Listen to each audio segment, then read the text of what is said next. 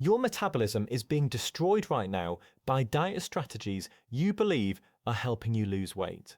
Not because you lack willpower, not because you are eating too much, but because the weight loss advice you are following is based on outdated science that fundamentally misunderstands how fat loss actually works.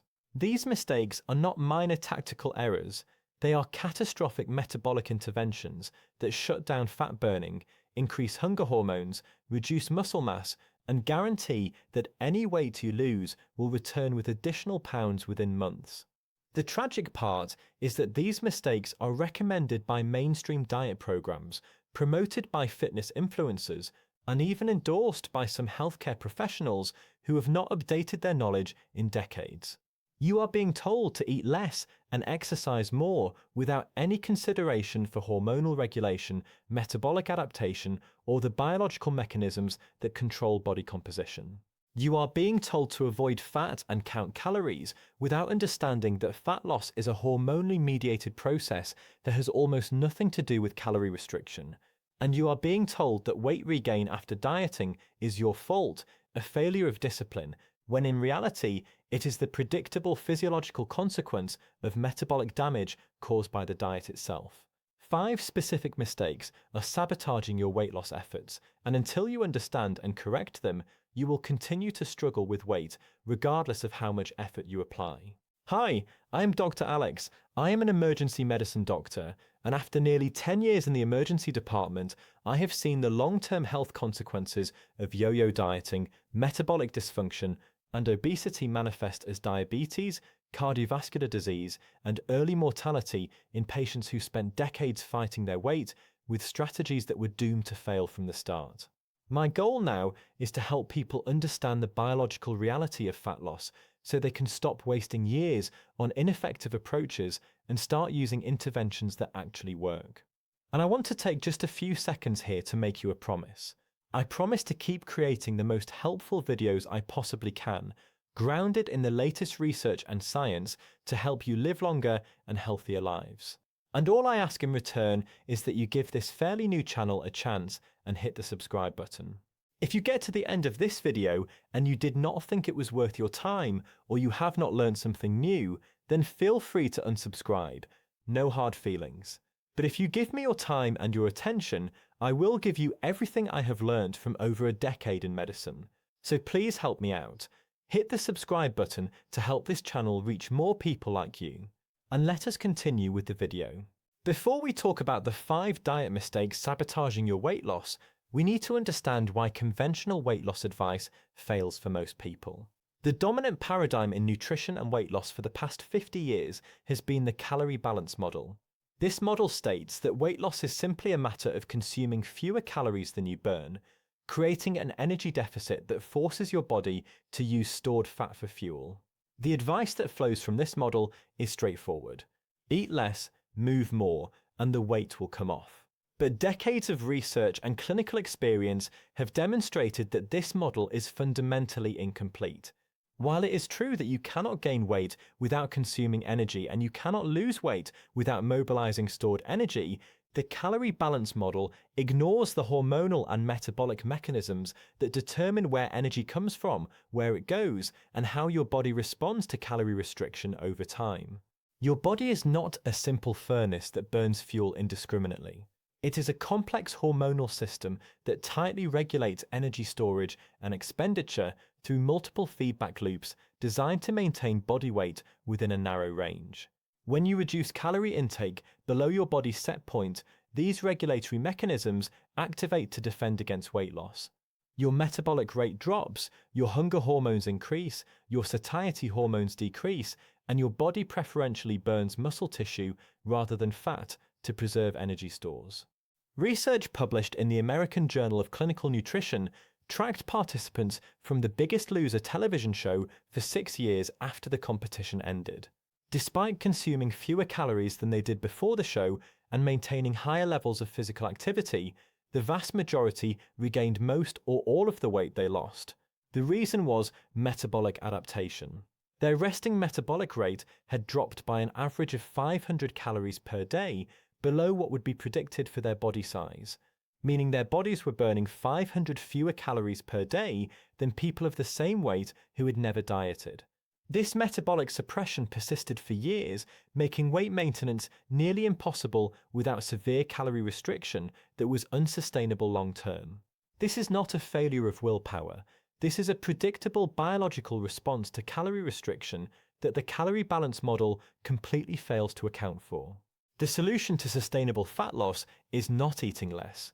It is eating in a way that optimizes hormonal signaling, particularly insulin, to allow stored fat to be accessed and burned while preserving metabolic rate and muscle mass. The first diet mistake sabotaging your weight loss is eating frequent small meals throughout the day. This advice is ubiquitous in weight loss programs and is based on the theory that eating frequently keeps your metabolism elevated and prevents hunger. But the science shows the opposite. Every time you eat, your body releases insulin to manage the incoming glucose and nutrients. Insulin is a storage hormone. When insulin is elevated, fat burning is shut off completely because insulin signals your body to store energy, not release it. When you eat every 2 to 3 hours, insulin remains elevated for most of the day, keeping you locked in fat storage mode and preventing access to stored body fat for fuel. Research published in the British Journal of Nutrition compared two groups consuming identical calorie and macronutrient intakes, but with different meal frequencies. One group ate 3 meals per day with no snacking. The other group ate 6 small meals spread throughout the day. The 3-meal group showed significantly greater fat loss, better insulin sensitivity, and reduced hunger compared to the 6-meal group, despite identical total intake. The mechanism is straightforward.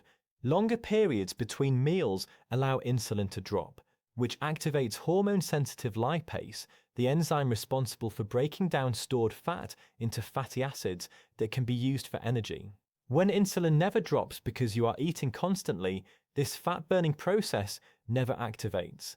The second diet mistake, sabotaging your weight loss, is focusing on calorie restriction without considering macronutrient composition.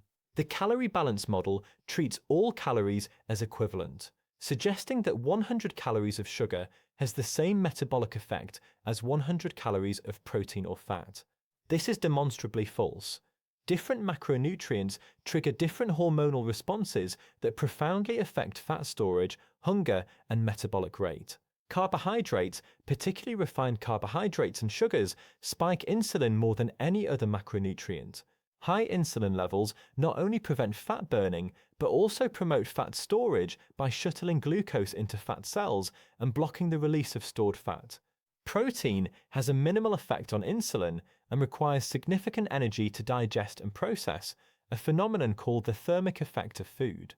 Approximately 25 to 30% of the calories in protein are burned just to digest and metabolize it, compared to 5 to 10% for carbohydrates and 0 to 3% for fats.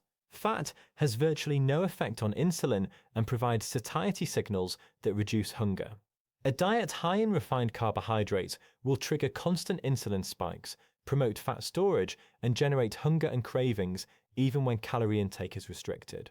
A diet higher in protein and fat with controlled carbohydrate intake will keep insulin lower, allow fat burning, and reduce hunger, making calorie restriction unnecessary because satiety naturally regulates intake. Research published in the Journal of the American Medical Association compared 4 different diet compositions with matched calorie restriction.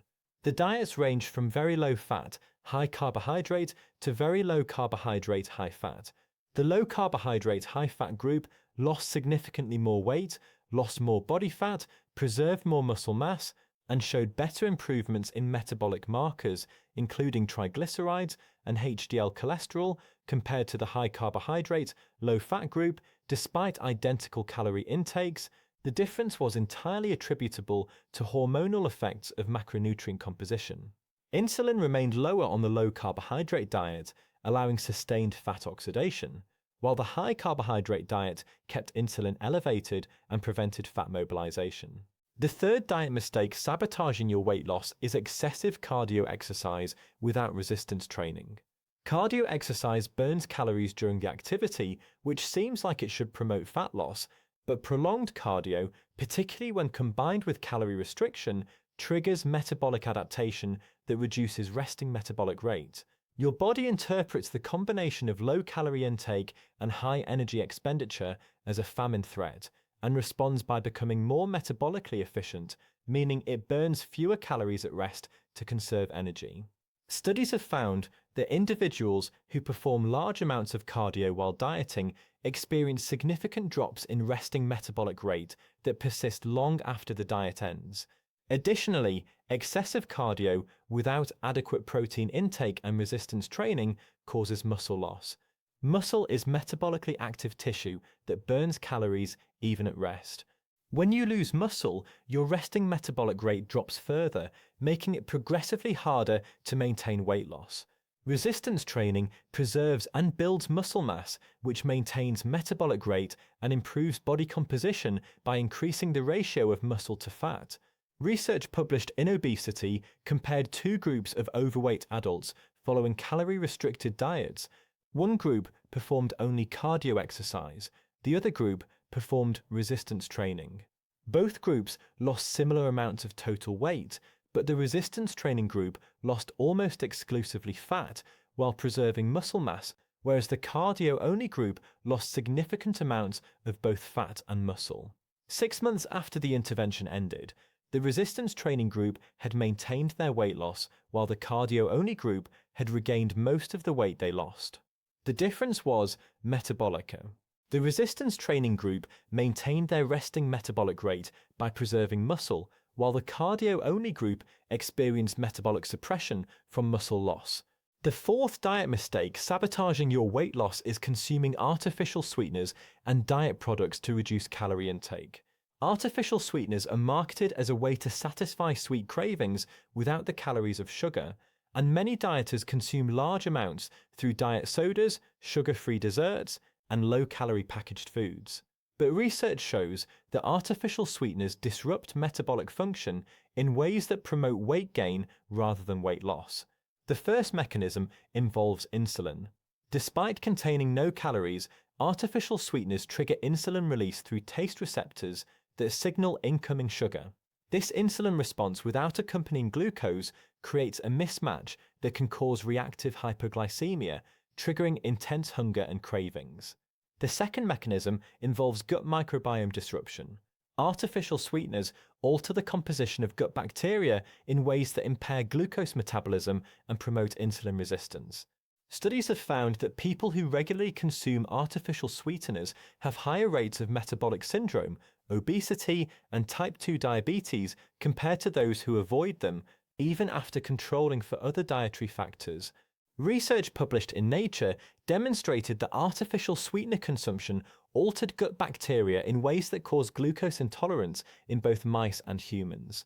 When researchers transplanted gut bacteria from artificial sweetener consumers into germ-free mice, those mice developed glucose intolerance despite never consuming artificial sweeteners themselves, proving that the metabolic dysfunction was mediated through microbiome changes. The third mechanism involves psychological conditioning. Consuming artificially sweetened foods maintains and even intensifies cravings for sweet tastes, making it harder to break free from sugar addiction and establish healthy eating patterns. The solution is not to replace sugar with artificial sweeteners, but to reduce overall sweetness in the diet and retrain taste preferences toward whole unprocessed foods. The fifth diet mistake sabotaging your weight loss is chronic calorie restriction without structured refeeds or diet breaks.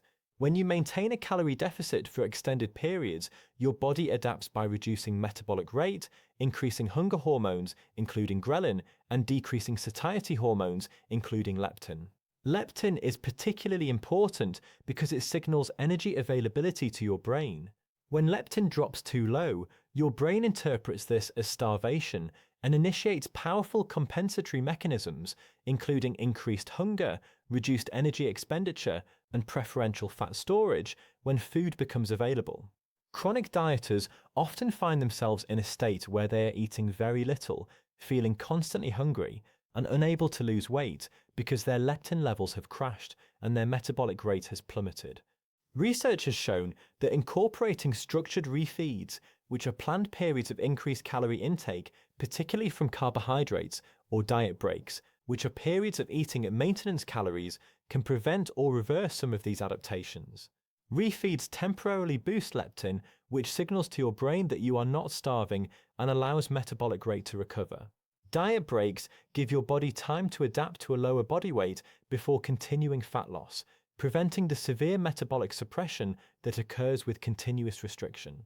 Studies published in the International Journal of Obesity found that dieters who incorporated 2-week diet breaks every 2 weeks of calorie restriction lost more weight and fat over 6 months, compared to those who maintained continuous calorie restriction despite consuming more total calories over the study period. The diet break group preserved metabolic rate and reported less hunger and better adherence, whereas the continuous restriction group experienced progressive metabolic adaptation and poor long-term results. This demonstrates that strategic periods of higher calorie intake actually enhance fat loss by preventing the metabolic damage caused by uninterrupted restriction. Now, when we understand these 5 diet mistakes and the biological mechanisms they disrupt, we automatically understand what actually works for sustainable fat loss. The solution is not eating less and exercising more. The solution is eating in a way that optimizes hormonal signaling to access stored fat while preserving metabolic rate and muscle mass. This means reducing meal frequency to allow insulin to drop and fat burning to occur. It means prioritizing protein and controlling carbohydrate intake to minimize insulin spikes and maximize satiety. It means incorporating resistance training to preserve and build muscle mass while using cardio strategically rather than excessively. It means eliminating artificial sweeteners and processed diet foods that disrupt metabolism and gut health. And it means structuring calorie restriction with planned refeeds and diet breaks to prevent metabolic adaptation and hormonal dysregulation. Let me bring this back to the emergency department because I want you to see the real-world consequences of chronic failed dieting. I have treated countless patients with metabolic syndrome and type 2 diabetes who have been dieting on and off for decades using the exact mistakes we just discussed. They eat frequent small meals, they focus on low-fat, high-carbohydrate foods, they do hours of cardio, they consume diet sodas and sugar-free products, and they maintain chronic calorie restriction until it becomes unsustainable, and they regain the weight. One patient, a 58-year-old woman, had been dieting this way for 30 years. Her resting metabolic rate was so suppressed that she gained weight on 1,200 calories per day, which should have been a deficit for someone of her size. Her leptin was undetectable, her thyroid function was impaired, her muscle mass was severely depleted. She was trapped in a metabolic state where weight loss was nearly impossible without extreme measures. We transitioned her to a higher protein, lower carbohydrate diet with 3 meals per day and no snacking, eliminated all artificial sweeteners, added resistance training, and incorporated structured refeeds. Within 6 months, her metabolic rate had recovered, her hunger normalized, and she lost 35 pounds of fat while gaining muscle mass. The diet strategies she had been following for decades were the problem, not the solution. The bigger picture here is that weight loss failure is not a personal failure. It is a predictable outcome of following diet strategies that ignore or actively work against your body's hormonal and metabolic regulation systems. The 5 mistakes we have discussed: eating frequent small meals, focusing on calories without considering macronutrients, excessive cardio without resistance training, consuming artificial sweeteners, and chronic calorie restriction without refeeds or breaks, are all standard recommendations in mainstream weight loss programs. And they all sabotage fat loss by disrupting insulin signaling, suppressing metabolic rate, promoting muscle loss, impairing gut health, and triggering hormonal adaptations that guarantee weight regain. Sustainable fat loss requires working with your biology, not against it. So here is the bottom line, and this is what I really want you to take away from this. Your weight loss efforts are being sabotaged by 5 diet mistakes that are embedded in mainstream weight loss advice. Eating frequent small meals keeps insulin elevated all day and prevents fat burning. Focusing on calorie restriction without considering macronutrient composition ignores the hormonal effects of food that determine whether you store or burn fat. Excessive cardio without resistance training causes muscle loss and metabolic suppression.